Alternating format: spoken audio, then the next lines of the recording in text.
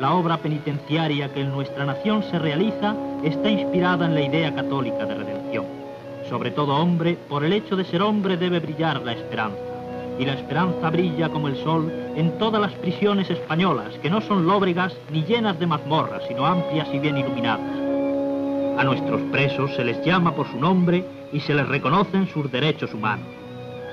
Todos somos criaturas de Dios y por este solo hecho podemos redimirnos y salvarnos.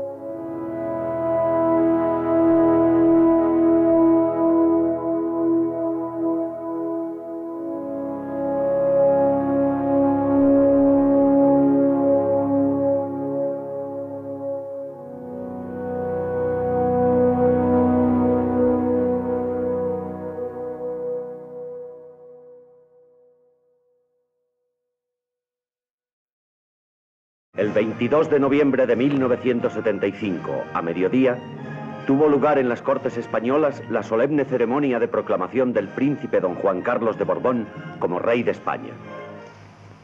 Juro por Dios y sobre los santos evangelios cumplir y hacer cumplir las leyes fundamentales del reino y guardar lealtad a los principios que informan el movimiento nacional. Desde la emoción en el recuerdo a Franco, ¡viva el rey! ¡Viva! ¡Viva España! ¡Viva! El primer gobierno monárquico, formado tras la muerte de Franco, concede un indulto limitado, cuando la gran mayoría del país esperaba la amnistía. Al tener conocimiento de la concesión de un indulto y a falta de noticias concretas, los familiares de los presos acuden a diario a la puerta de la cárcel con la esperanza de su probable salida. Salieron las personas que tenían muy poquita condena o que llevaban muchos años en la cárcel y a punto de cumplir, pero dejaron a la inmensa mayoría de las víctimas en las cárceles. Y nosotros llegamos a la conciencia de que había un movimiento en el exterior de lucha por la amnistía y que nos estaban excluyendo. Continúa abierta una posibilidad de amnistía y si continúa abierta podría avanzar aproximadamente una fecha dentro de lo que es el calendario general del gobierno. Está fuera de lugar en este momento, con toda franqueza. Es decir, la palabra amnistía es algo que se hace después de una guerra civil, se hace después de un enfrentamiento entre ciudadanos y de hecho, si nuestra guerra hubiera terminado o iba a terminar en los años 39-40, estaríamos viviendo en una amnistía hace mucho tiempo. El gobierno sabe perfectamente lo que tiene que hacer. Lo que tiene que hacer es mejorar las leyes penales, ir viendo qué casos se pueden seguir indultando y, naturalmente, pues la generosidad ha sido siempre en nuestro país mucho mayor que el sentido de la represión. Pero pensar que se va a entregar por ninguna causa llamativa en la calle el orden público, eso desde luego no se puede esperar. Por lo tanto, las personas que están lanzando las manifestaciones sobre este motivo saben perfectamente lo que hacen y por qué lo hacen. Y en muchos casos son gente que van a otro a plantearlas, incluso en autobuses. Desde luego no nos van a impresionar demasiado.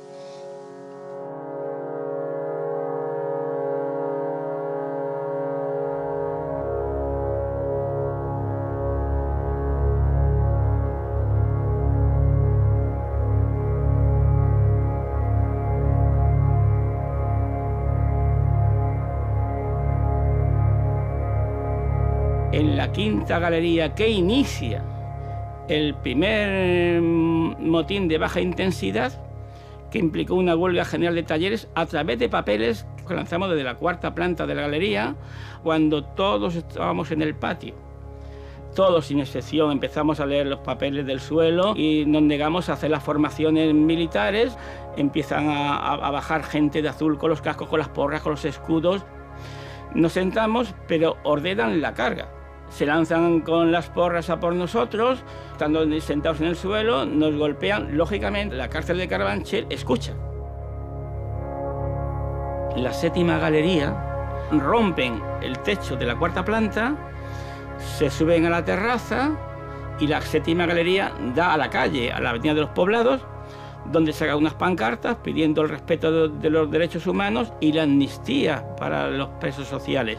Y es la primera vez que se ve una manifestación por amnistía en España por los presos sociales. Y entonces, en represalia por todo esto, junto con compañeros de la prisión de mayores, fuimos muchos de nosotros encerrados en celdas en el mismo reformatorio, ¿no?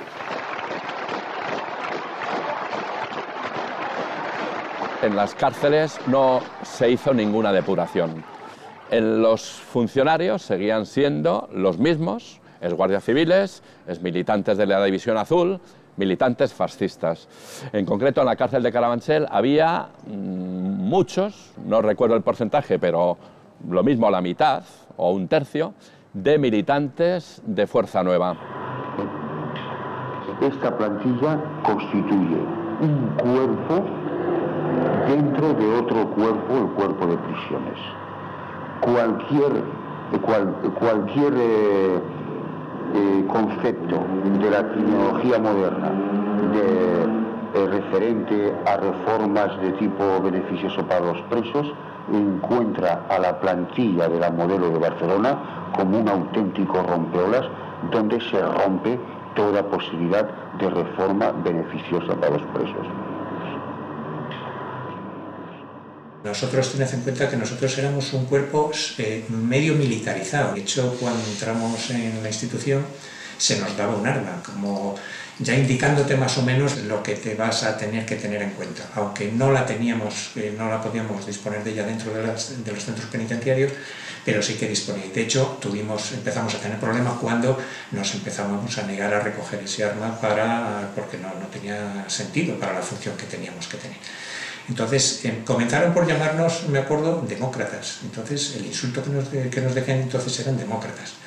Luego ya pasaban a decirnos que éramos comunistas, que éramos socialistas y comunistas, eran ya la siguiente fase. Y eso ya te catalogaban como que no eras compañero, como que no te atenías en unas normas, no ayudabas. Entonces, tú, en cierto modo, eras el causante del resquebrajamiento que había de la institución en aquella época. El motín de julio del 76 lo que provoca es un efecto mimético en otras prisiones cuando se enteran que los presos de Carabanchel se han rebelado exigiendo la amnistía. Y hay constancia de que se producen actos similares en otras prisiones que acaban todos más o menos de la misma forma.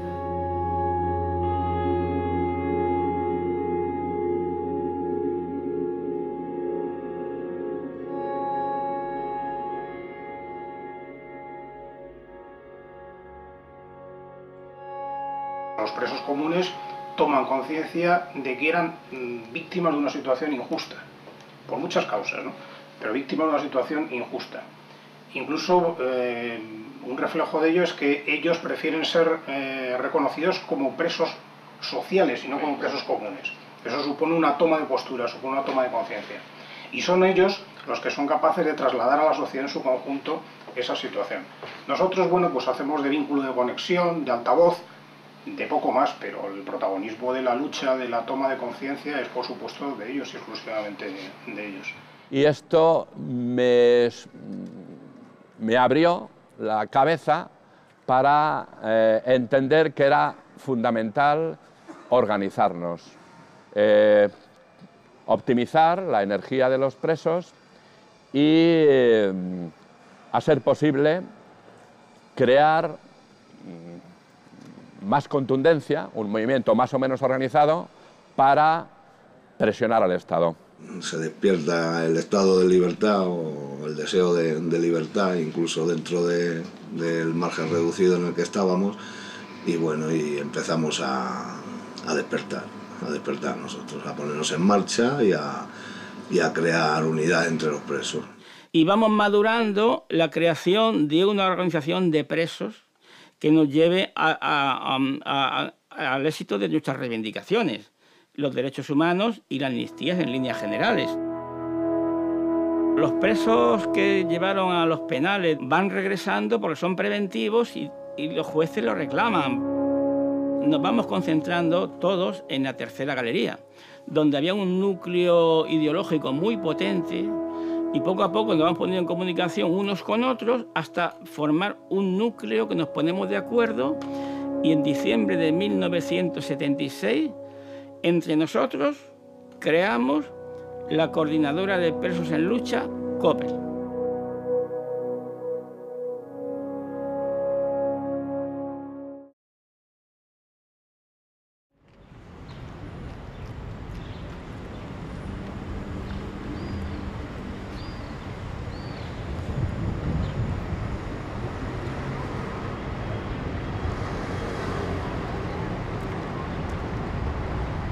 Nos habían aislado en un departamento especial de la cárcel de Carabanchel, que era la rotonda. La sexta galería estaba a medio construir y la rotonda estaba pegada a la galería de los presos políticos. Decidimos, como habíamos aprendido de los presos políticos, a compartir todo de forma solidaria y horizontal.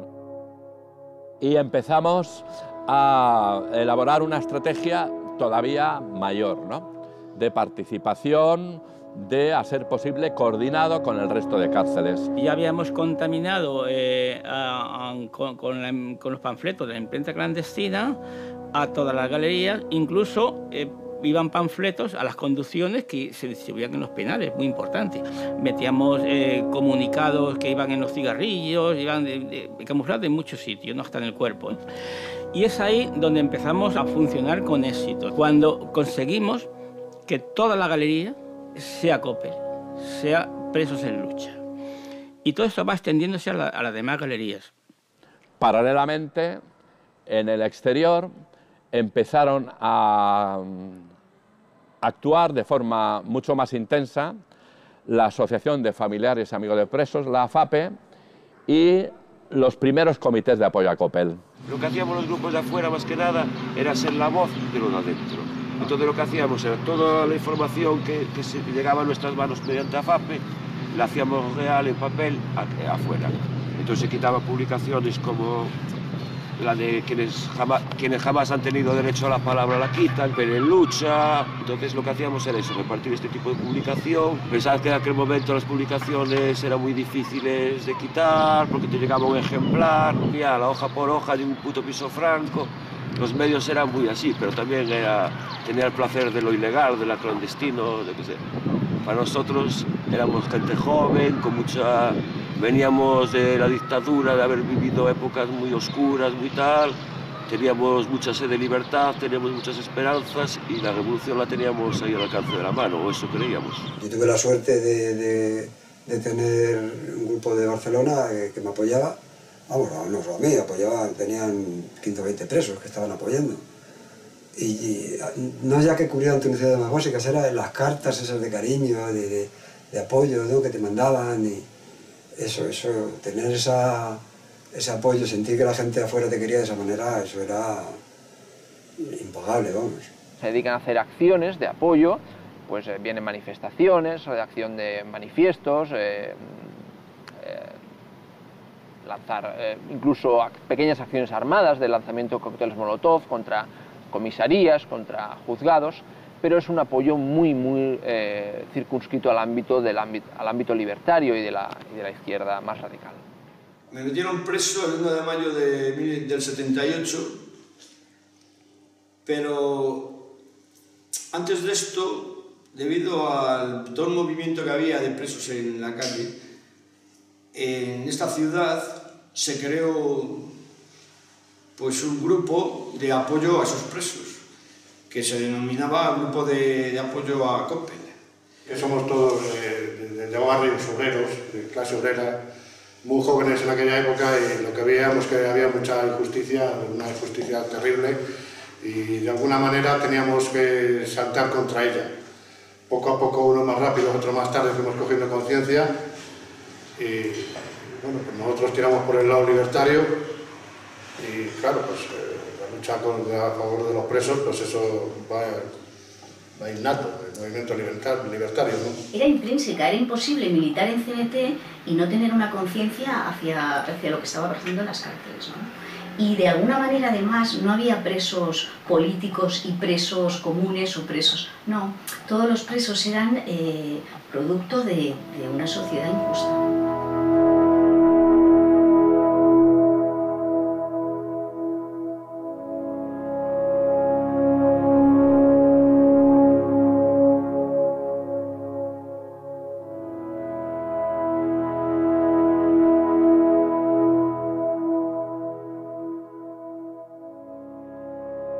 CNT que apoya a todos aquellos marginados, a los homosexuales, a los gitanos, a los minusválidos, a los pasotas, a los colgados, a todo Cristo que está reprimido, la CNT hace extensiva la amnistía no solo a los presos que están dentro de las cárceles.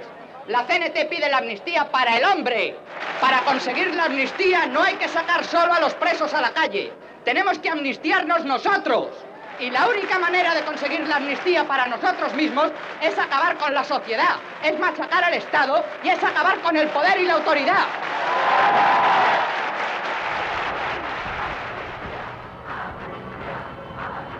Quiero recordar que hubo una manifestación en Carabanchel en enero del 77. Bueno, ahí conocimos a gente ya de la Asociación de Familiares de Presos y Expresos. Fundamentalmente eran madres, había alguna mujer, había algún hijo y luego estábamos, pues eso, 4 chavalillos que éramos nosotros que participábamos en la asociación. Pues éramos los que intentábamos agitar, los que preparábamos los que intentábamos difundir fuera de las cárceles lo que estaba ocurriendo dentro, ¿no?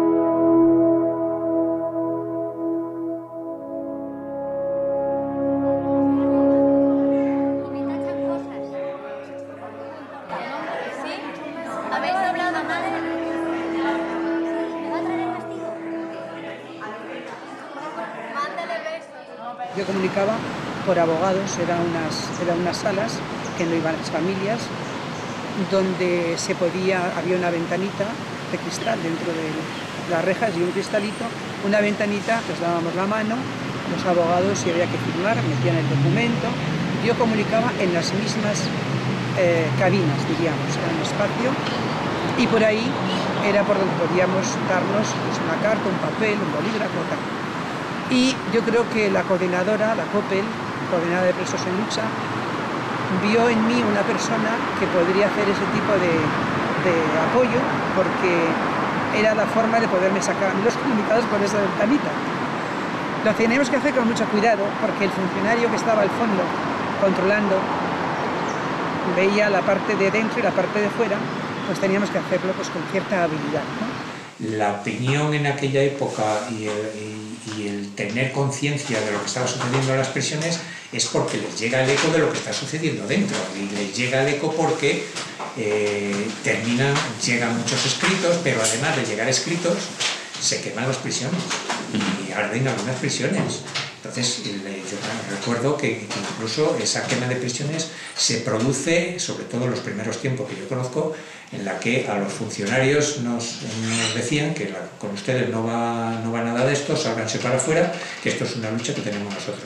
Entonces sí, había una serie de intelectuales que también hubo mucha pelea entre ellos, porque efectivamente estaba García Calvo, estaba Sabater, y ahí había muchas diferencias, porque había gente que estaba, como estábamos algunos, totalmente en contra de las cárceles, y había otros que lo que querían realmente era reformar las cárceles, que ese ha sido el gran debate realmente.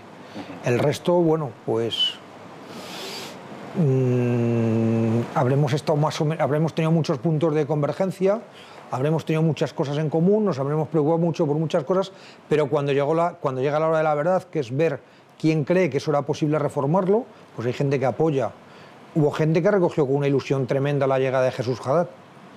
Incluso hubo gente de la asociación que estaba deseando ir a la entrevista primera que hubo con Jesús Haddad, y ahí, claro, ahí sí que se vio claramente quién quería hacer ahí.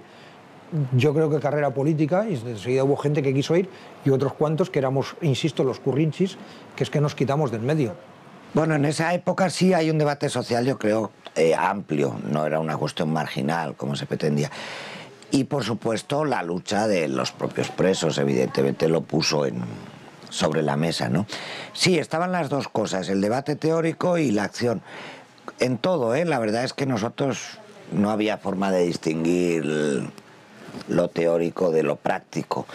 O sea, era un debate en constante evolución y que se proyectaba en acciones y en iniciativas. Que la reivindicación de la amnistía la lanzó Coppel, digamos, a toda la sociedad, ¿no? Y Coppel esperaba encontrar el apoyo, por lo menos de la izquierda, ¿no?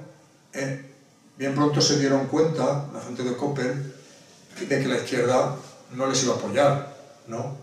Y esto determinó que COPEL fuera en todo momento una organización autónoma, porque COPEL era la organización, digamos, de las ansias de libertad de los presos sociales, ¿no? Y de las ansias de dignidad, ¿no? De conquistar su dignidad.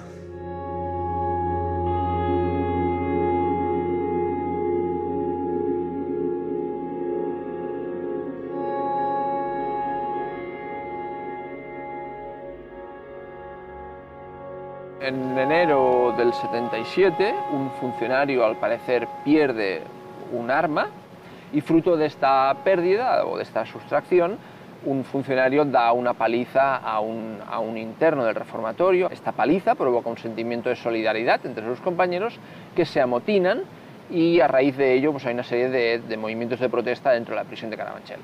Exactamente nos dijeron estas palabras.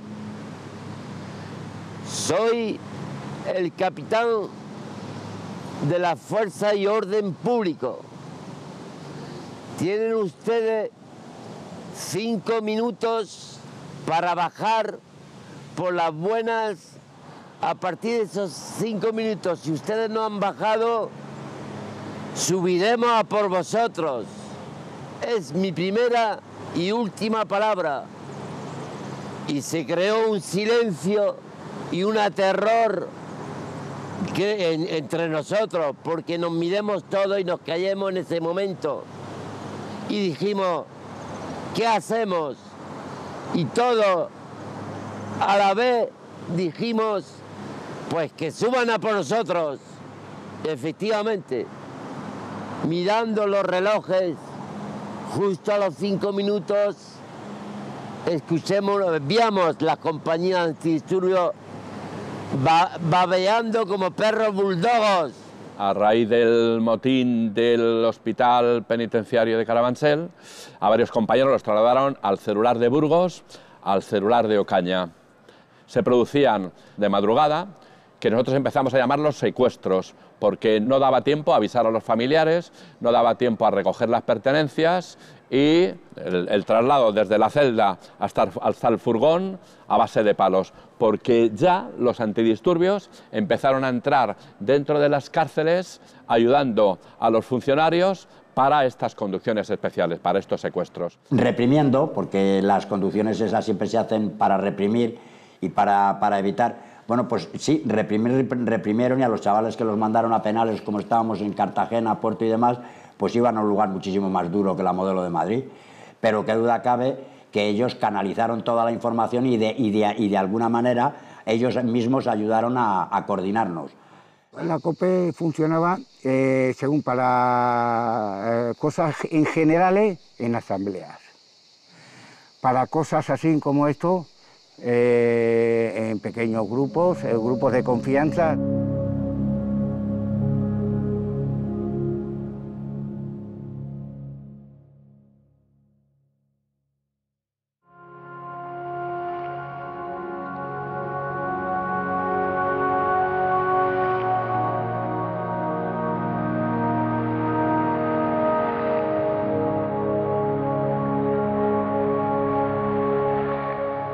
Ampliaron la ley de indulto con el fin de frenar, neutralizar la lucha de COPEL, que entonces era cada vez más intensa.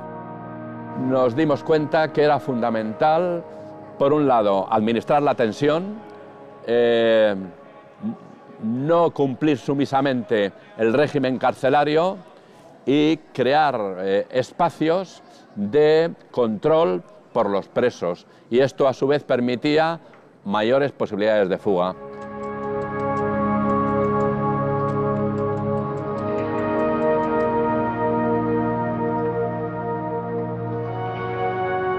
Los presos esperaban mucho de las primeras elecciones porque estaban inmersos en esta dinámica reivindicativa. Lo que sucede es que las primeras elecciones se producen con presos políticos en las prisiones y también con partidos y organizaciones políticas ilegalizados, o sea que todavía no se pueden presentar con sus nombres reales. Los presos apenas obtienen apoyo de los partidos que se presentan a las elecciones y de hecho la mayoría de organizaciones políticas que sí les daban un tímido apoyo no obtienen representación.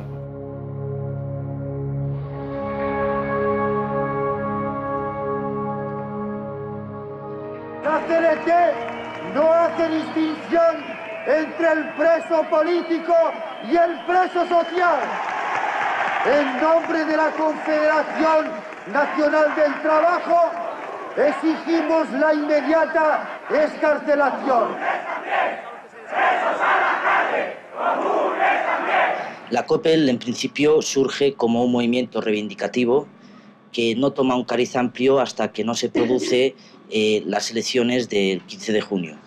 Los partidos políticos prometían en su campaña, dentro de la campaña de reconciliación, el olvidar una época pasada, 40 años de injusticia, y que además de producir una serie de presos políticos que merecían una amnistía para cerrar esta etapa, también prometían un indulto o alguna cosa a tener en cuenta dentro de la problemática de los presos sociales.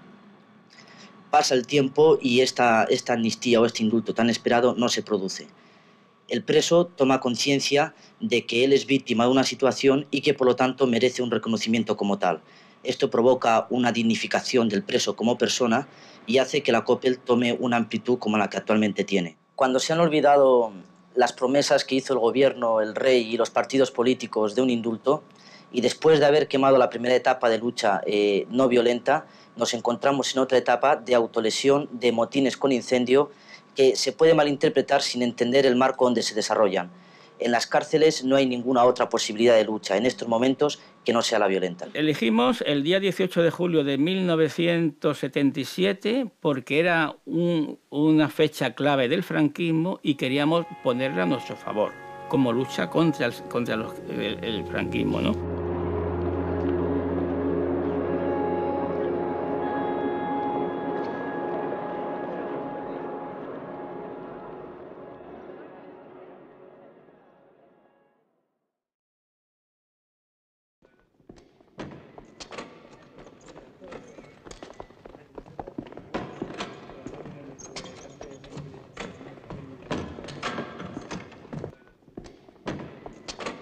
Empezamos a confeccionar en la rotonda a base de los ganchos metálicos de los cubos y cuerdas y sábanas. Hicimos como una escalera con garfio, a su vez, ¿no? Y nosotros llamamos por el interfono al carcelero de que el titejo se había golpeado con un ataque epiléptico y que había que llevarlo a la enfermería, que tenía una herida sangrante y tal, no sé qué. Y entonces, claro, se alarman. Y cuando en la rotonda, toda la gente se va para coger al carcelero, no le hacen nada, quédate aquí. Uno vuelve por las escaleras, nos dice a nosotros, estamos en el segundo, en la terraza de la rotonda, ya podéis subir que hemos abierto. El resto de compañeros que quedábamos de COPEL en la rotonda, nos autolesionamos y varios nos tragamos objetos metálicos. Pedimos que nos sacasen a la enfermería de Carabanchel a cosernos. De forma totalmente espontánea, al pasar por el pasillo de la Galería de la Sexta, empezamos a cantar el himno de la COPEL, abrazados todos los compañeros uno con otro y chorreando muchísima sangre.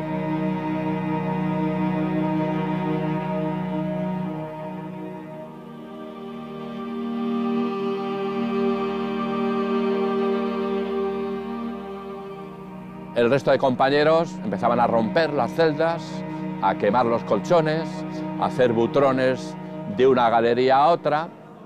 Fue todo muy rápido porque el resto de galerías, que ya estaban avisadas, empezaron a hacer butrones también en el último piso de cada galería y consiguieron subir a los tejados de Carabanchel.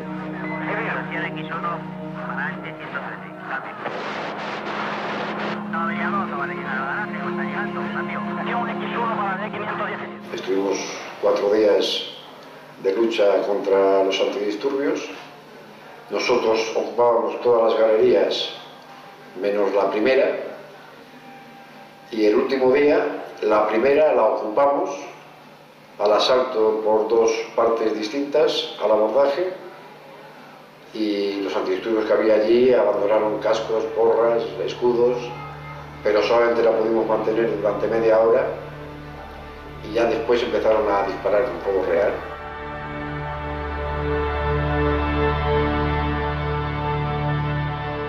En concreto hay 2 presos heridos de bala Uno de ellos se le amputa un dedo con un balazo, otro se herido una pierna y hay otro preso que con un bote de humo se le destroza la cara. El día 18 aparece en los medios de comunicación la situación de los presos de Carabanchel y se suman a los motines numerosos presos de otras prisiones como por ejemplo Valladolid, Cádiz, Almería, Zaragoza, etc.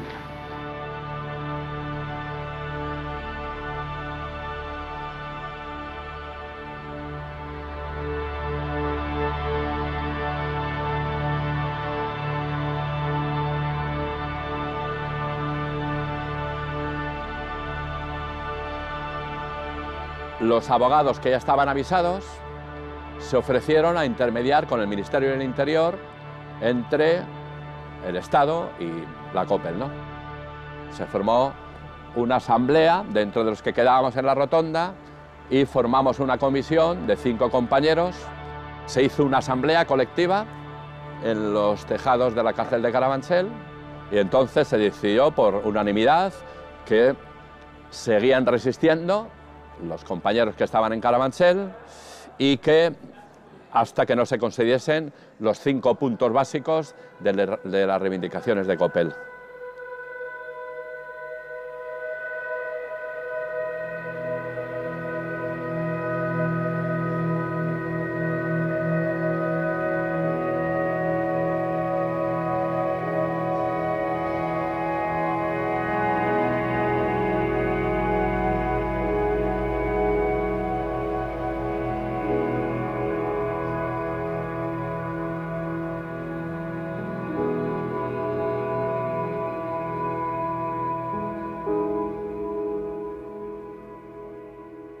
Después de atravesar toda esa prisión realmente tomada por los antidisturbios, llegamos a las terrazas, estuvimos con los presos estaban realmente tranquilos, con mucho ánimo, ellos creían que sus libertades que pedían eran correctas, creían que la sociedad les tenía que escuchar y creían además que las autoridades y toda la sociedad debía hacerse eco de aquellas reivindicaciones. Estuvimos conversando hasta las 11 de la noche en ese despacho y la actitud, curiosamente, era siempre la misma. El Ministerio del Interior y el Gobernador Civil estaban de acuerdo en que nosotros estuviéramos presentes a la hora de la bajada de los presos, de alguna manera para garantizar que no hubiera malos tratos y no existiera represión física contra ellos. Y la actitud del director general de instituciones penitenciarias, señor Moreno, era la de no asumir ninguna de estas reivindicaciones. Y ya observamos que era muy difícil que aquello se solventara de una manera pacífica. Y nos temíamos que, en el peor de los casos, pudiera haber una auténtica masacre.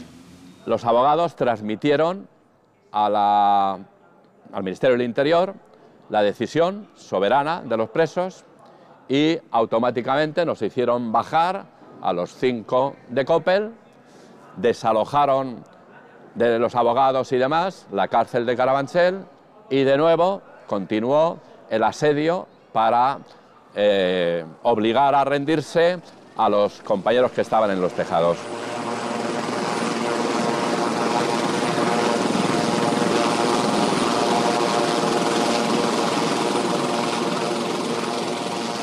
Ya vieron que desde abajo no era eficaz, pues ya vinieron con los helicópteros. Al principio nos tiraban unos botes de humo, pues como lo de los fusiles, porque los lanzaban desde un fusil, como iban con las puertas abiertas, uno de cada lado, y con pumba, pumba, disparando unos botes de humo. Y eran los mismos que tiraban en las manifestaciones, que tienen, pues claro, el alcance como era de arriba abajo, pues caían a plomo. Pero eso se los contrarrestábamos nosotros, porque los cogíamos y se los lanzábamos a los que estaban abajo, los antidisturbios. Entonces, claro, tenían que salir ellos por patas porque no podían estar ahí parados. Y nosotros, como estábamos al aire libre, pues claro, aparte que eso, el humo se iba y luego encima no le dábamos tiempo y se los lanzábamos a ellos. Y al cuarto día empezaron a disparar con fuego real y entonces al cuarto día tuvimos que desistir.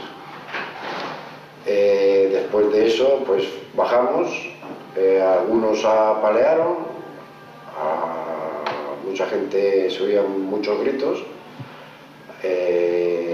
Y al día siguiente por la mañana, 14 varios de los cuales de los que habíamos subido de la rotonda de la Sexta Galería, nos metieron en una furgoneta y nos llevaron a la prisión de Cartagena, que por aquel entonces era la prisión de inadaptados en España.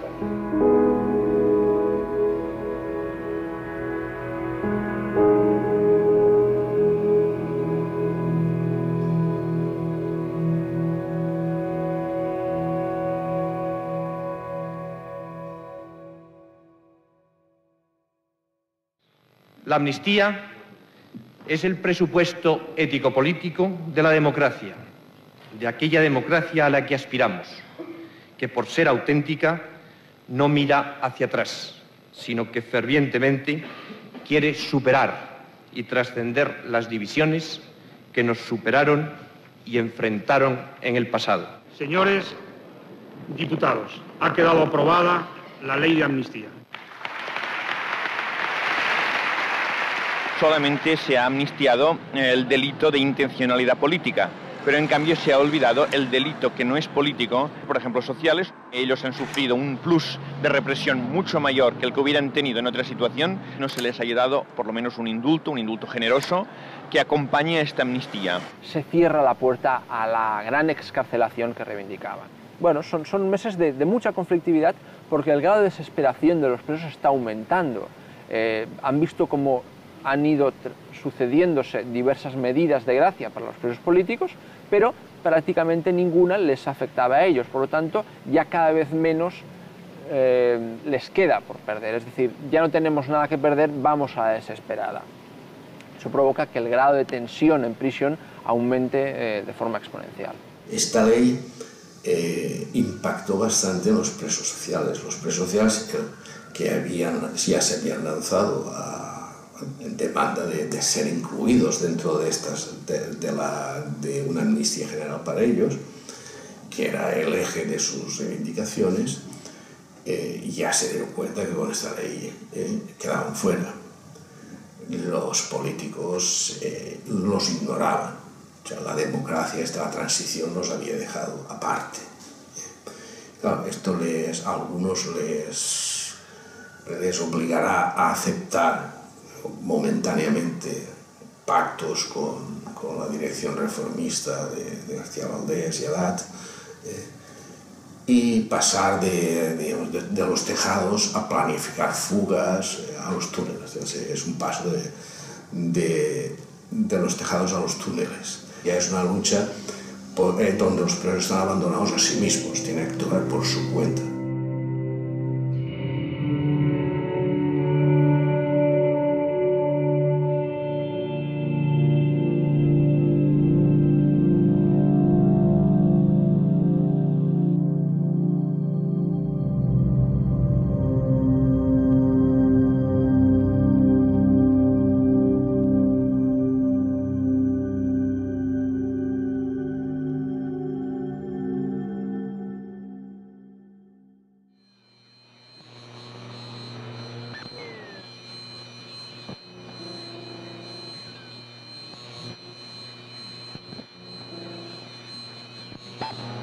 De las primeras medidas que toma es trasladarnos y concentrarnos en una cárcel especial, estratégicamente alejada del centro del Estado español, la cárcel de El Dueso, en Santoña, Cantabria, a unos 600 presos que la dirección de cada cárcel considera que somos o hemos participado en las luchas de Coppel. Somos familiares de presos. Yo en particular tengo un hijo que ha sido trasladado al penal del Dueso. Y un nieto. Y un hijo.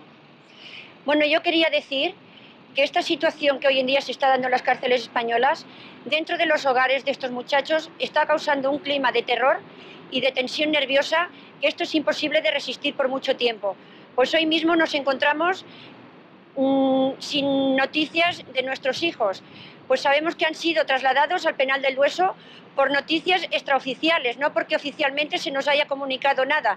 Sabemos también de que el ministro de Justicia hizo unas declaraciones a Mundo Diario de que estos chicos habían sido trasladados sin ser pegados ni torturados.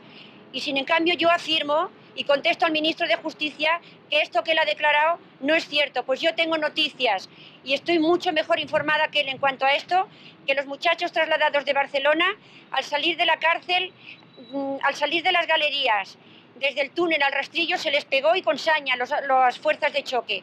También se tienen noticias de que al llegar al penal del Dueso les esperaban los antidisturbios, se les rapó al que llevaba la barba y el pelo, se les rapó a todos y les dieron unas palizas que creo que los han dejado medio locos, porque incluso hasta las fuerzas de la Guardia Civil se quedaron parados al ver de la forma en que habían sido pegados y maltratados. Esta medida que se está llevando a cabo ahora es la misma que se ha llevado durante la época franquista y hemos visto por los resultados que no se ha llevado a ningún éxito, ¿no?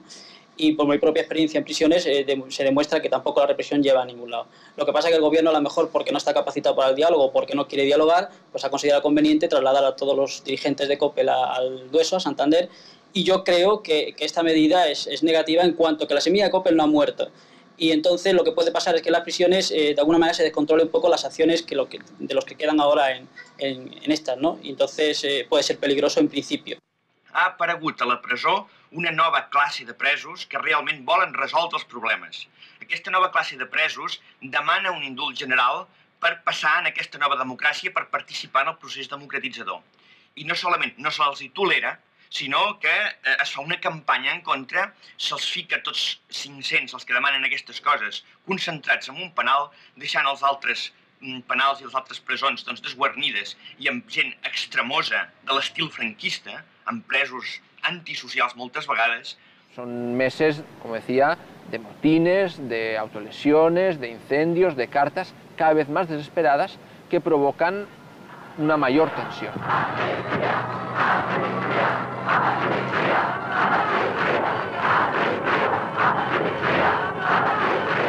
En Euskadi se organiza una semana por la amnistía porque enseguida la gran mayoría de presos sociales volvieron a entrar y muchos presos políticos o nuevos volvieron a entrar en las cárceles. En Euskadi se convoca la primera semana por la amnistía y en el Dueso nos sumamos a la semana por amnistía y difundimos al resto de cárceles que pudimos la participación, que consiste en cada uno a su libre elección, nos declaramos en huelga de hambre, otros objetos metálicos, etcétera, ¿no?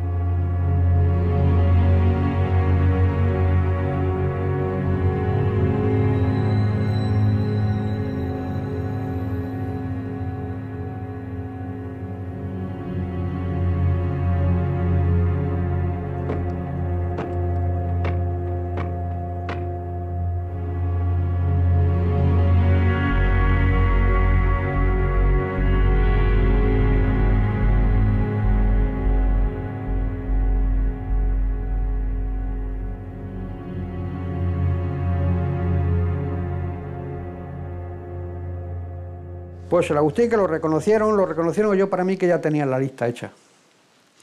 Pero, en fin, la pantomima que montaron para descubrir el túnel, de acercarse corriendo allí a donde estaba el butrón y luego entrar para adentro, o lo reconocieron, pero el Agustín llevaba la cabeza rapada también, daba mucho el cante.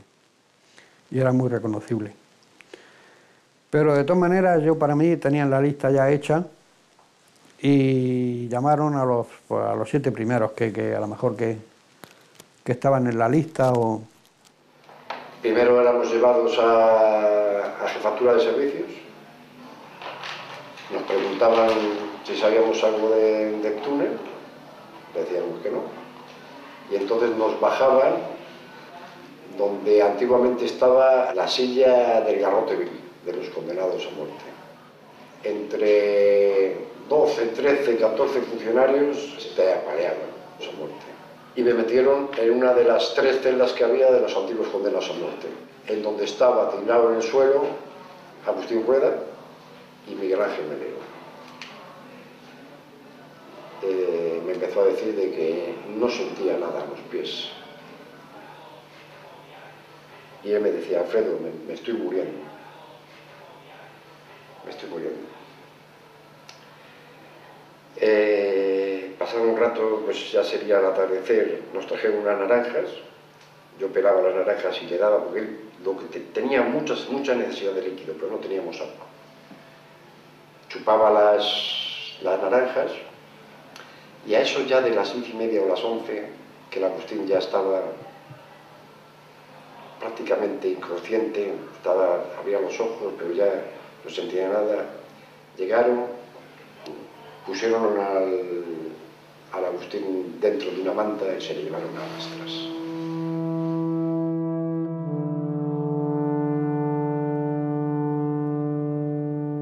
Llamé a Carabanchel. Uno me dijo que no pasaba nada, otro me dijo que estaba muerto, en otro que llamé me dijo, póngase en contacto. Me dijo que estaba muerto porque le habían tirado por la escalera unos compañeros. Y otro me dijo, no sé quién es, ni supe nunca quién era. Véngase inmediatamente porque ha sido una muerte muy rara. Póngase en camino inmediatamente. Amigo Luis Llorente, que fuiste preso ayer, escúchame Felipe, Santiago, entérate, baja de esos escaños forrados de papel, que Agustín Rueda Sierra murió en Carabanchel. Hay libertad, qué libertad, si 4 de uniforme te empiezan a pegar. Hay libertad, qué libertad, tendido está en el suelo y no contesta ya. Bonita democracia de porra y de penal, con leyes en la mano te pueden liquidar, y aquel que no le alcanza la muerte un tribunal, lo cogen entre 4 y a palos de la dan. Hay libertad, qué libertad, lo sacan de la cárcel para ir al hospital. Hay libertad, qué libertad, Agustín por buscarla, miradlo cómo está. Su muerte es una bomba porque se produce en un momento en el que teóricamente se estaba intentando democratizar el sistema penitenciario.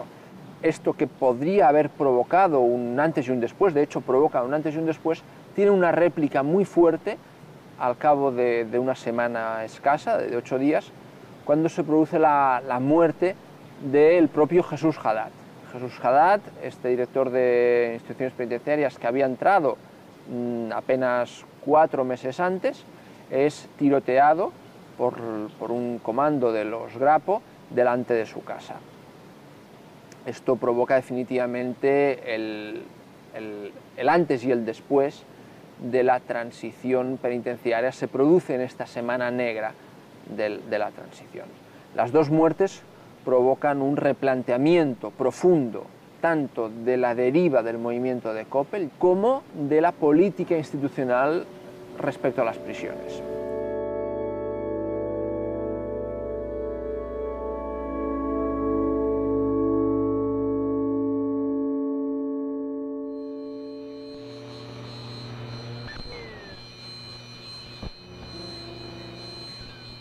Carlos García Valdés, director general de prisiones.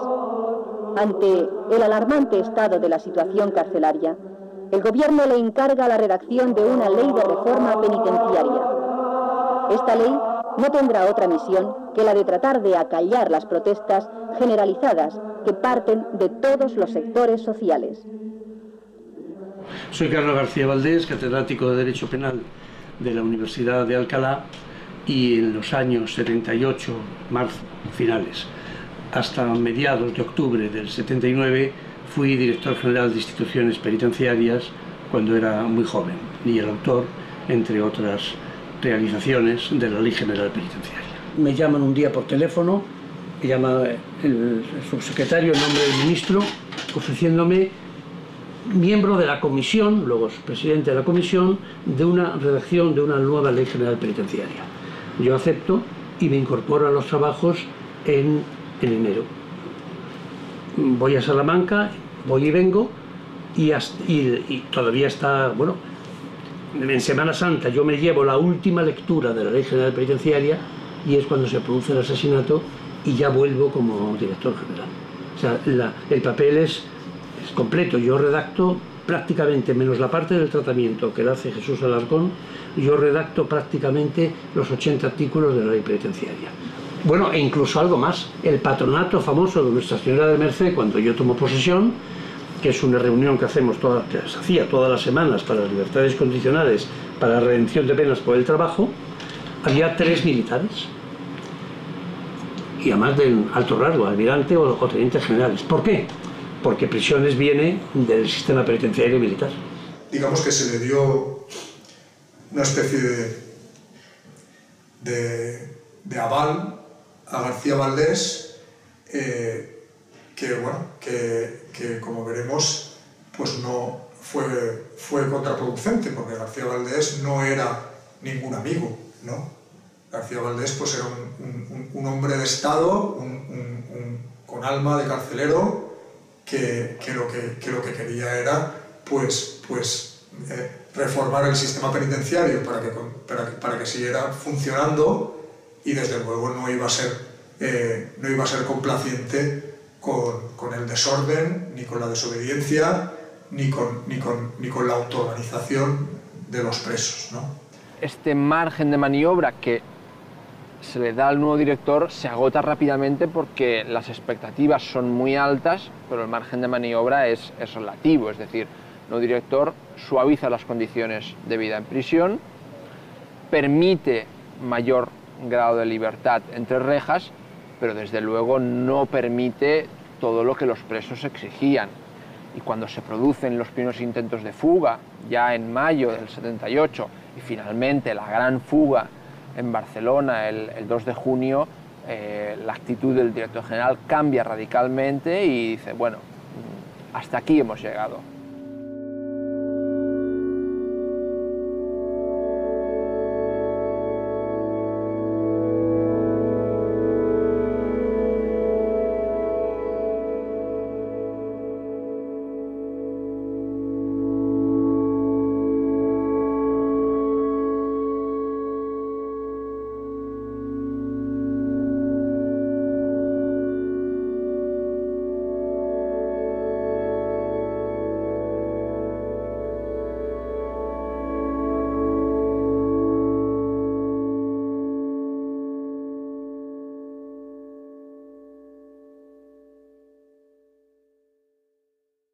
La instalación de un régimen de cogestión es un intento por parte del nuevo director general de dar mayor libertad de actuación a los presos en esos meses de la primavera del año 78. Un régimen de cogestión que está pensado para ámbitos limitados de la vida en prisión, como son pues, la organización de la limpieza, la organización de las bibliotecas, el reparto de comida, pero no permite ir más allá tampoco. Claro, la cogestión es relativamente fácil en prisiones pequeñas, con presos bien avenidos, pero en galerías con 300 reclusos, destrozadas por la acción de los motines, con apenas 1 o 2 funcionarios por turno, la verdad es que es fácil que aquello derivase en un caos, porque no era fácil la vida en prisión.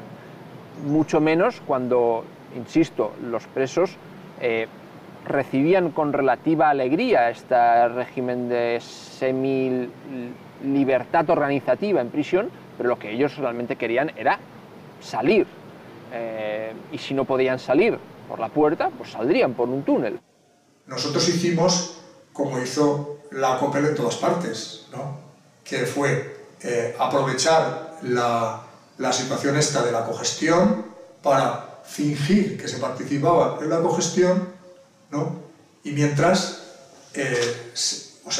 seguir cavando, ¿no? O sea, intentar fugarse, utilizar, digamos, aprovechar el relajamiento, ¿no? La relajación de las relaciones con las direcciones de las cárceles y con los carceleros de cada cárcel, y digamos la disminución de la presión de los carceleros sobre nosotros en cuanto a cacheos, recuentos y requisas y todas esas cosas, ¿no?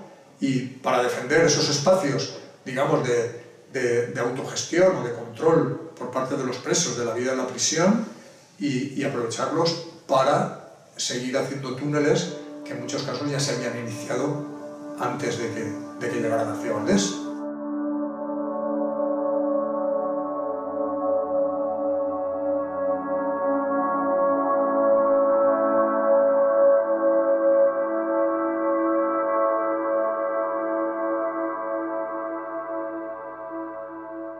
Pues un día me llama López Peláez, el Rubi, y me dice, mira, Antonillo, te tienes que ir para la enfermería, tienes que hacer lo posible para irte a la enfermería porque tenemos una cosa que hacer ahí en la enfermería.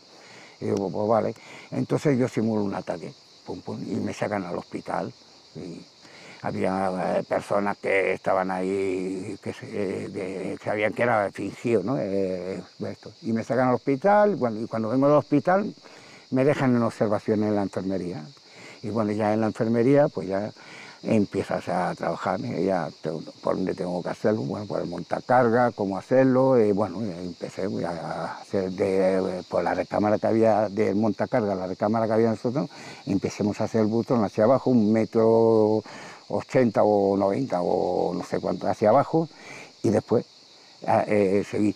Lo bueno de ese butón, lo que era que la tierra estaba humedecida, era arcilla. Entonces se podía trabajar que no se hundía. Había una parte que sí que era arenosa, había una parte, pero ya a partir de pasada esa parte ya todo era como arcilla, ya el butón era una cosa, te diré que era una cosa más o menos así, y así de ancho así. O sea, quitando con una paleta que robemos de mantenimiento y eso, y bueno,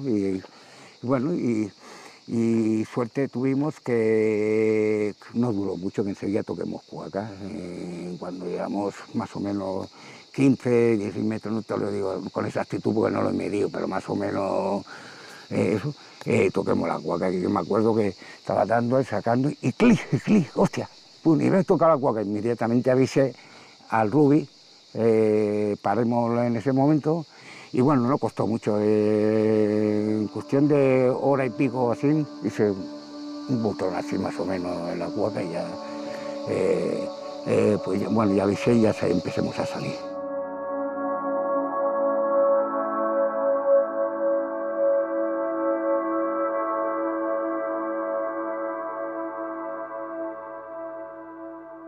Por los datos que tengo, se trata de una fuga evidentemente espectacular, muy bien preparada. Tengas en cuenta que incluso el túnel, yo tengo el informe del arquitecto jefe de mi gabinete, estaba muy bien hecho, así como también el de la tercera galería, que afortunadamente se ha descubierto a tiempo. De tal manera, yo vuelvo a insistir lo que he dicho a sus compañeros de otra edición del telediario o otro programa de televisión, que yo asumo esa responsabilidad, que no quiero que recaiga sobre las plantillas ni sobre el director, que en consecuencia cualquier fallo que haya podido haber por la política penitenciaria emprendida por mí, yo lo asumo. Ahora bien, yo estoy absolutamente convencido que quien ha podido fallar en este caso son los presos y no los funcionarios.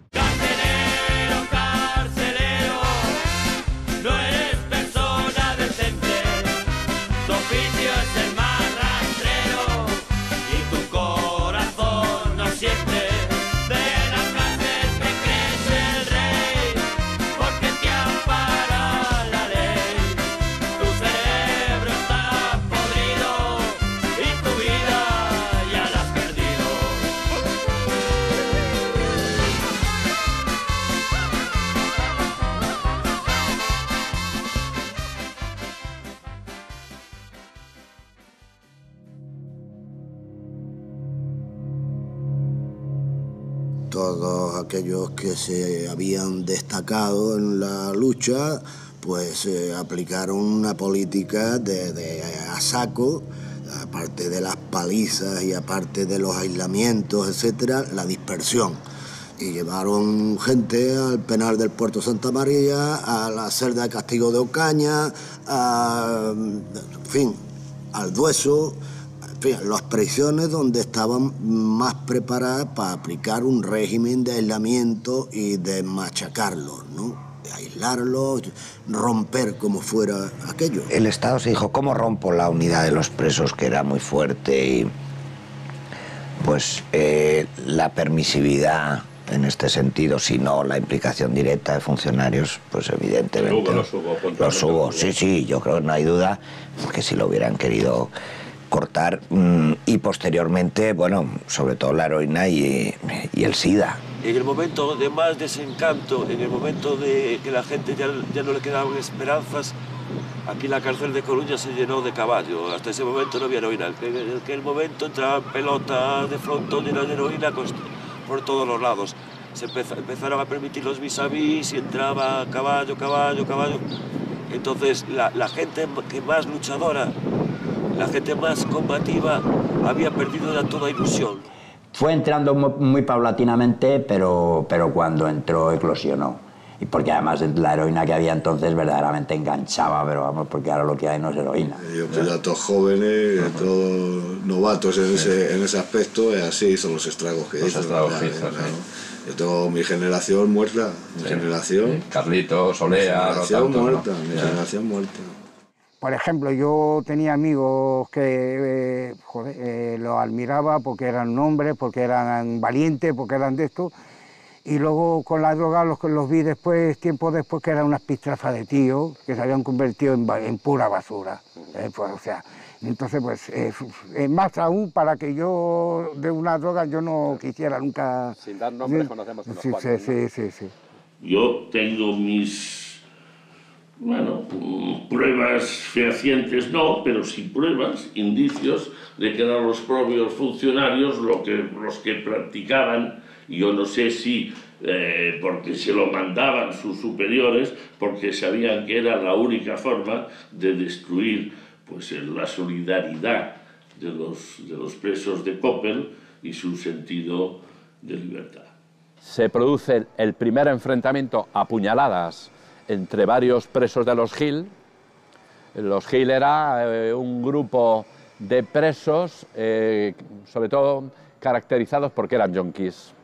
Estaban todos enganchados a la heroína y esto les beneficiaba mucho reproducir el régimen de vida penitenciario que tanto trabajo nos había costado erradicar, ¿no?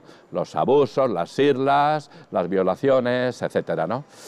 Y bueno, yo estaba en la celda que ocupaba en el Dueso y oigo una bronca fuerte, me asomo a la ventana y veo pues, a varios de los giles que estaban ahí en el Dueso y que eran militantes de Koppel, tal, ¿no? Pero bueno, Koppel era un colectivo muy amplio que formaban parte pues, presos que tenían una conciencia más o menos política abierta, otros que eran delincuentes profesionales, otros que eran yonkis, otros que eran tal. Era un movimiento abierto y asambleario, ¿no? Entonces están apuñalando entre ellos y yo vi el panorama y dije, ¡buf!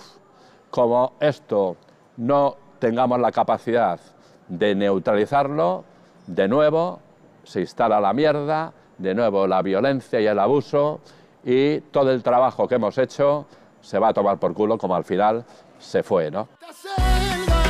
Estoy muriendo por verte, dibujo en la pared un corazón con tu nombre.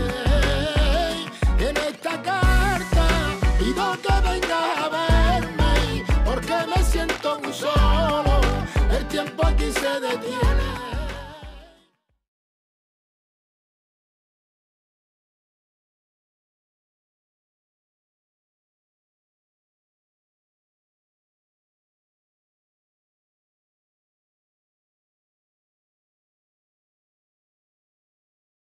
Llegaron primero 8 chavales de Ocaña, por la mañana, que Ocaña está bastante cerca de Herrera, y por la tarde llegamos 13 piezas de Burgos, y veníamos hablando, porque habíamos oído hablar cómo era, y habíamos visto algunas fotos en la tele, y que tenía gimnasio, y claro, lo de siempre, de una cárcel te enseñan la estructura, y ahora una cárcel pues parece un lugar de estar, sin más. Y entonces pues veníamos en broma, y recuerdo que uno de los chavales que venía con nosotros, creo que difunto ya, como casi tantos que se han ido quedando por el camino, Julián, Ugal Cuenca, decía, pues yo me pido la bicicleta, porque pensaba que podíamos ir al gimnasio y no sé qué, y nada más llegar a Herrera, se abre la puerta del Canguro, entra un jefe de servicio, que parecían 2 de grande que era, dice, silencio, acabáis de llegar a Herrera de la Mancha, aquí no habla nadie hasta que nos dé permiso el funcionario. Y luego nos fueron sacando uno por uno de las celdas y a todos nos cogieron. Y estoy estoy ahí desnudo en la celda hasta que escucho a alguien que mira por la mirilla y dice: ¡coño! ¡Mirad quién tenemos aquí! Abren la celda, me tiran una paliza allí mismo, me llevan a rastras hasta las celdas de castigo. Las inauguré. Me llevan a las celdas de castigo y me dicen: o sea, aunque tú eres el que denuncia a los funcionarios, ¿no? Te vas a enterar aquí. Y entonces había un escrito que yo había hecho para los medios de comunicación que empezaba: los perros asesinos de Agustín Rueda. Ese papel yo me lo tuve allí que comer. Me lo hicieron comer. El funcionario de Herrera solamente pensaba en humillar. De hecho, todo el día, si estuvieras en el patio, no estuvieras, el altavoz era música militar, marchas militares, a todas horas marchas militares, a todas horas. Llega un momento que te hartas de las marchas militares. No es que te ponían noticias ni música ni nada, no, marchas militares nada más.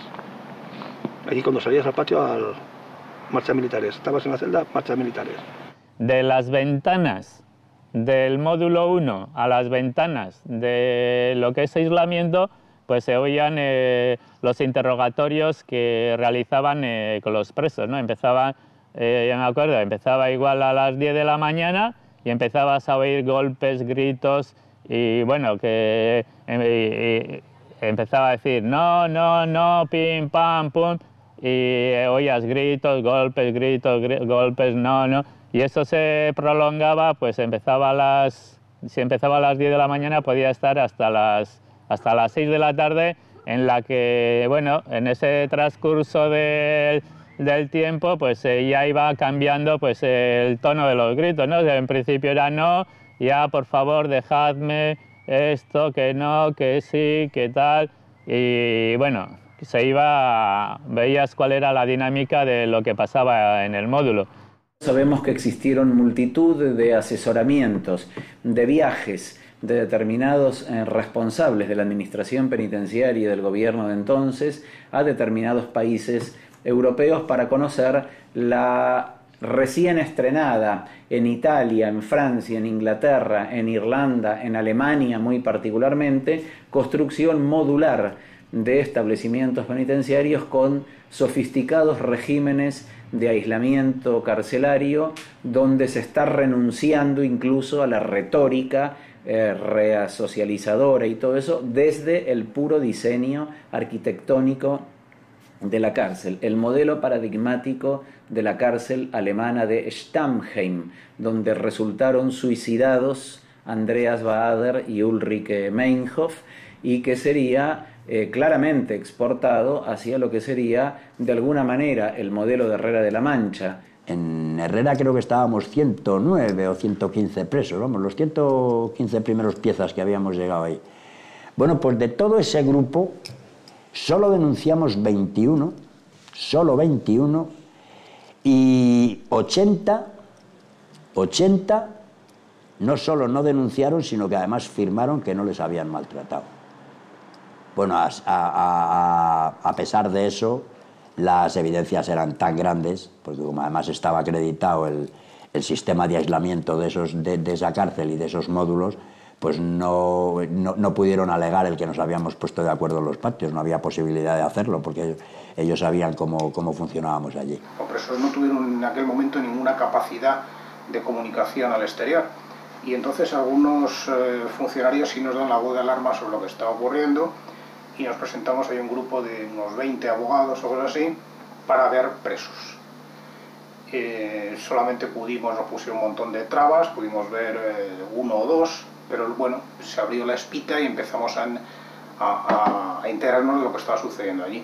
Presentamos una denuncia ante la Fiscalía y se abrió un sumario. Y durante varios años, pues bueno, estuvimos estableciendo una especie de cabeza de puente de la sociedad civil con los presos, de forma que poco a poco íbamos extrayendo información de lo que iba sucediendo ahí, con grandes dificultades, porque incluso se nos intervenían las comunicaciones, con lo cual el propio preso que tenía que narrarnos lo que le estaban haciendo, tenía que narrarlo delante de un funcionario, con lo cual no lo narraba, claro.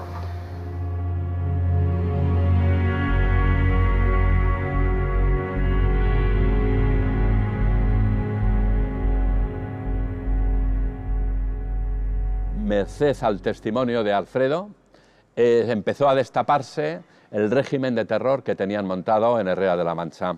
Pese a que fueron procesados algunos funcionarios, directores y médicos, en el caso de Agustín, de la cárcel de Carabanchel, fueron condenados a penas nimias de pocos años y estuvieron como máximo, creo que 8 meses, el que más, 8 meses de cárcel. Herrera fue la culminación del fracaso de Coppel. Herrera, al nacer como primera supercárcel, nace como primera forma real de reprimir cualquier forma de lucha que en adelante quisiéramos tener. Yo tengo el recuerdo de Herrera de que puede haber un rigor innecesario. Es decir, fue sistemático durante un tiempo, ¿eh? Esto es lo que a mí no me consta porque yo recuerdo, la Ley General Penitenciaria se aprueba el 26 de septiembre y yo voy a la Merced el día 24 de septiembre. Yo el día de la Merced la paso, la última, en Herrera. Eso no lo olvido.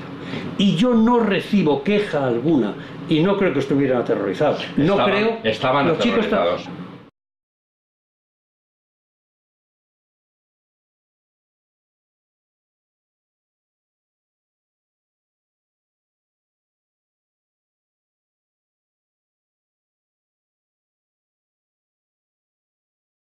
Dicen que dice la ley que somos iguales. Nadie te dirá en qué sitio, pues nadie lo sabe. Dime, ¿para quién hicieron la cárcel? Porque el rico nunca entra y el pobre nunca sale. Dime quién decide aquí cómo hay que bailar, que algunos siempre van para adelante y todos los demás siempre van atrás. A la institución penitenciaria nosotros le dimos la lección de que unidos somos una fuerza, pero también les dimos argumentos para estudiar qué errores habían cometido hasta ese momento. Venimos de unas cárceles franquistas y esos errores hay que corregirlos. Entonces ellos tienen los medios, tienen el poder y tienen el dinero. O sea, el principio de Maquiavelo de divide y vencerás es uno de los primeros principios filosóficos que rigen la creación y de las nuevas prisiones y del nuevo sistema penitenciario. Es decir, forma de que los presos no tengan fuerza nunca pueden estar unidos. No se genera ninguna lucha, ni siquiera colectiva, ni siquiera de huelga de hambre, de corte de vena. Ya se acaba hasta eso, ¿no? Es cuando ya podemos decir que acaba, porque el Estado es muy fuerte, ha puesto muchísimos medios y sobre todo porque ya los presos franquistas son muy débiles, porque quedan muy pocos. Cuando más daño se hizo al sistema punitivo fue en los años 70 con una organización que nace solo de los presos, que no es ni siquiera organización, que es coordinación, y con la coordinación de los presos, solo con su coordinación se puede hacer tambalear una institución tan fuerte en apariencia como es la institución penitenciaria. Significó sin duda un ejemplo en cuanto a la madurez alcanzada en dificilísimas condiciones por un movimiento en el interior de la cárcel que sin duda transformó por completo las estructuras carcelarias de entonces, siendo al mismo tiempo un agente político de transformación de una parte y un gran movimiento de solidaridad entre sus propios pares, digamos, o integrantes. La principal lección que saqué de todo eso fue el apoyo mutuo, la solidaridad, o sea, el compañerismo que había entre nosotros. Para mí eso fue lo máximo, de las experiencias más bonitas que he tenido en mi vida. A pesar de que fueron 3 años muy duros, o 2 años y pico que duró aquello, pero luego ese compartir todo, los sentimientos, a cómo nos queríamos, cómo éramos solidarios, y si pegaban a uno, te arriesgabas, sabías que te iban a reventar a ti también, pero tú salías en defensa de ese compañero. Y toda esa energía que sacamos ahí, eso fue gracias a eso, al compañerismo, al apoyo que teníamos entre todos.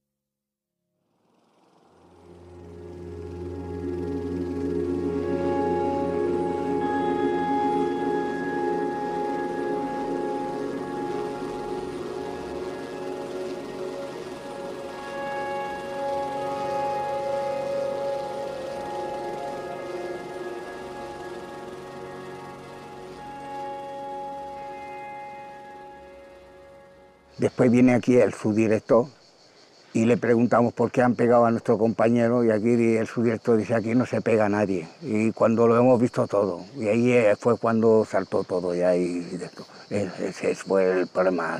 En vez de ser una persona inteligente y viendo rodeado, como estaba rodeado de internos, en vez de decir, bueno, pues lo vamos a investigar, o vamos a ver lo que ha pasado, o de esto.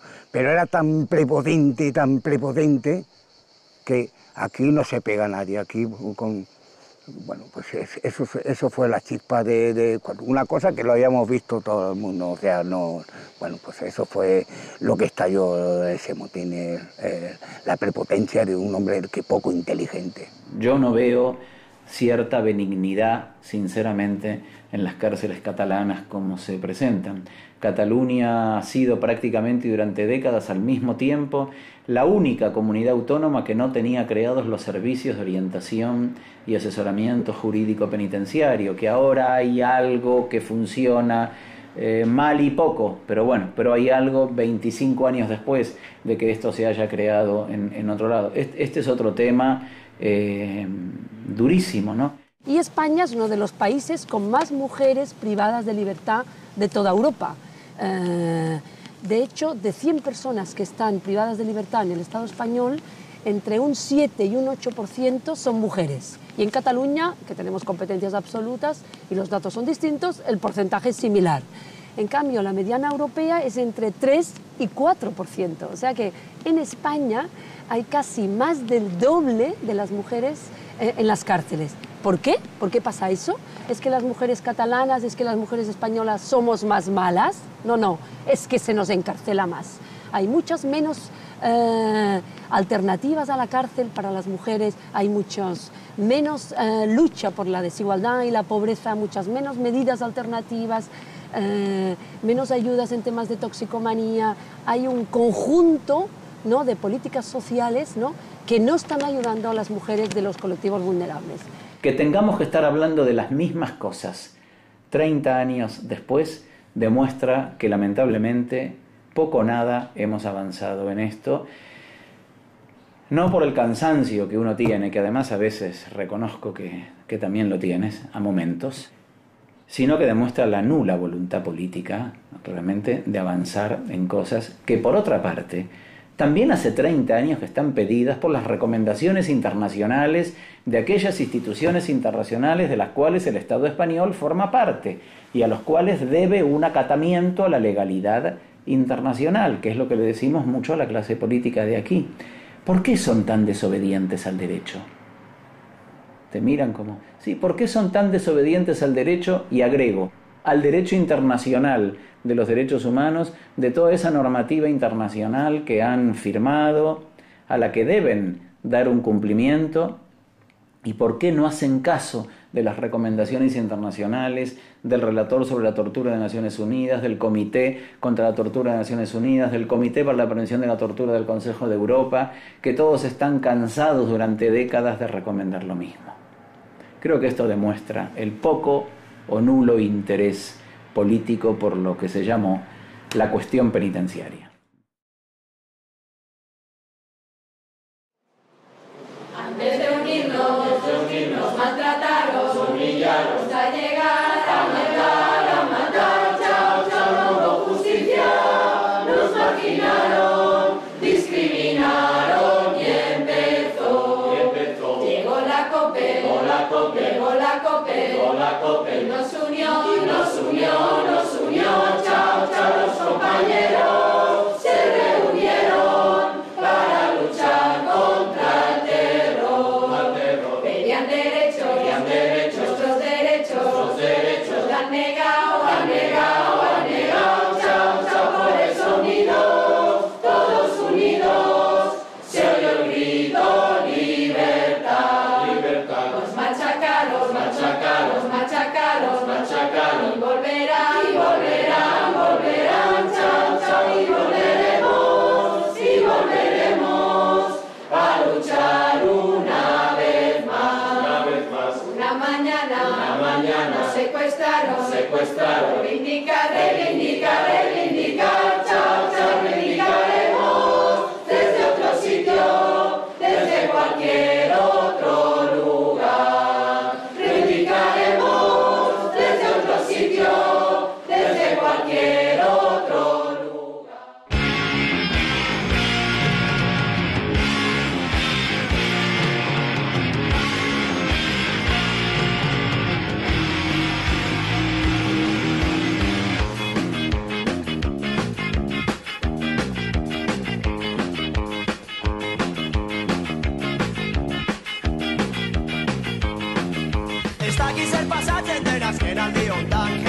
dela dantzatzen sarritan. Zerbait ikusteko adumi pantaiera doaz frekuento generalean. Sarri, sarri, sarri, sarri, sarri, sarri. Sarri, sarri, sarri, sarri, sarri, sarri. Sarri, sarri, sarri, sarri, sarri, sarri, eskatu. Irratikoak antziren bititzen zuzean paella janko zutela. Eta pitita sarri bere muturretan saltzan zudela kontuatu gabeak. Sarri, sarri, sarri, sarri, sarri, sarri. Sarri, sarri, sarri, sarri, sarri, sarri. Sarri, sarri, sarri, sarri, sarri, sarri.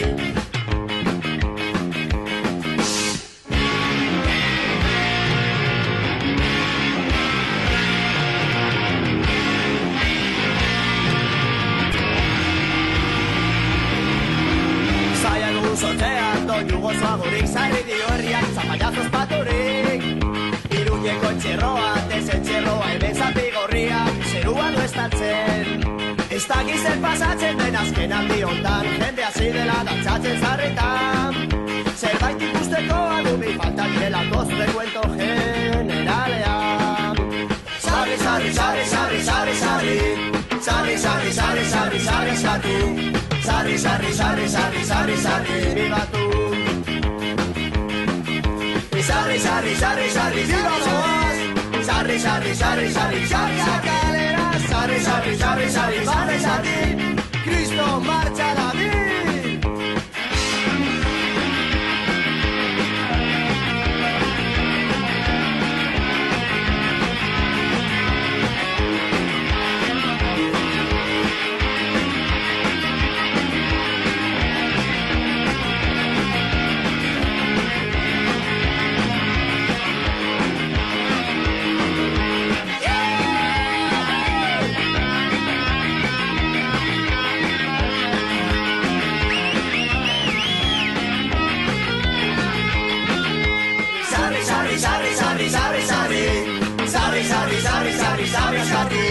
Sarri, sarri, sarri, sarri, viva tú. Sarri, sarri, sarri, sarri, viva vos. Sarri, sarri, sarri, sarri, sarri, calera. Sarri, sarri, sarri, sarri, sarri, sarri. Cristo marcha David.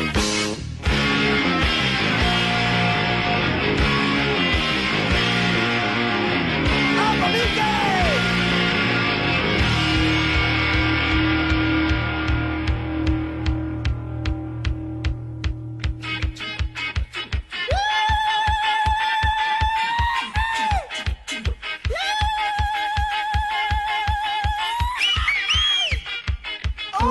Sarri, sarri, sarri, sarri, sarri, sarri.